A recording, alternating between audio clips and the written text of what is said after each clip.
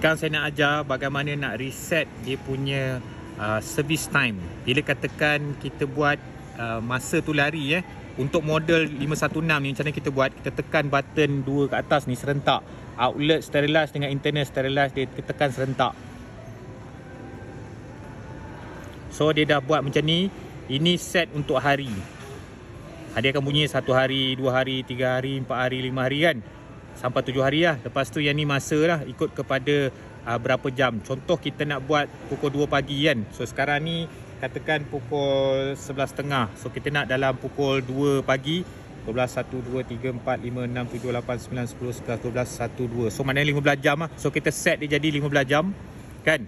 Bila kita dah set 15 jam, lepas tu kita tekan button ni sampai dia kembali balik kepada normal. So macam ni lah.